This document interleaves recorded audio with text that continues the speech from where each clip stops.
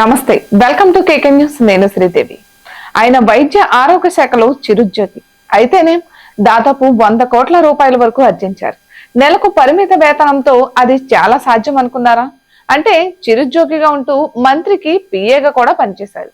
ఇంకేముంది, తాను అనుకున్నది సాధించారు. స్వల్ప కాలంలోనే 100 కోట్ల వరకు బెనవేసుకున్నారు. వినడానికి వింతగా ఉన్నా ఇది నిజం. శ్రీకాకుళం జిల్లాకు చెందిన ధర్మాన కృష్ణదాస్ వైసీపీ హయాంలో మంత్రి, ఆపై డిప్యూటీ సీఎం కూడా. ఆయన వద్ద పిఏగా పనిచేసిన గొండు మురళి తాజాగా ఏసీబీకి చిక్కారు. దాదాపు 100 కోట్ల రూపాయల వరకు అక్రమార్జన చేశారని ఏసీబీ అధికారులు గుర్తించారు. 2019లో వైసీపీ అధికారంలోకి వచ్చింది. జగన్ తన కేబినెట్ లోకి ధర్మాన కృష్ణదాస్ ను తీసుకున్నారు. డిప్యూటీ సీఎం హోదాను కూడా కట్టబెట్టారు.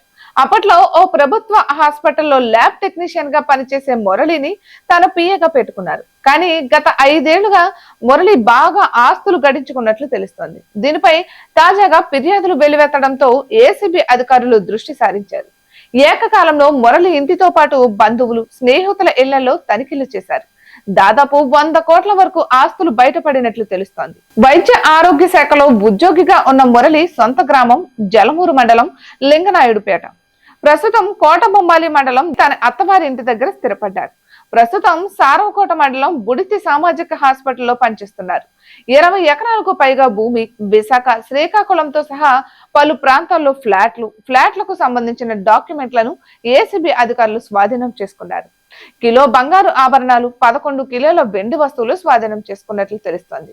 ఇక వీటి మార్కెట్ ధర 100 కోట్ల వరకు ఉంటుందని అంచనా వేశారు. మురళిని అదుపులోకి తీసుకుని విశాఖ ఏసీబీ కోర్టులో హాజరుపరిచారు.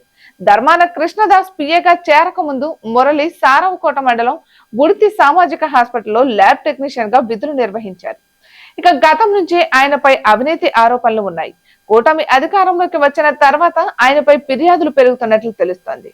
అక్రమాస్తులు పెద్దగా కూడబెట్టారని ఫిర్యాదులు రావడంతో ఏసీబీ అధికారులు దాడులు చేశారు. అయితే ఒక చిరుద్యోగి 100 కోట్ల వరకు అక్రమాలకు పాల్పడడం వెనుక అనేక రకాల అనుమానాలు ఉన్నాయి.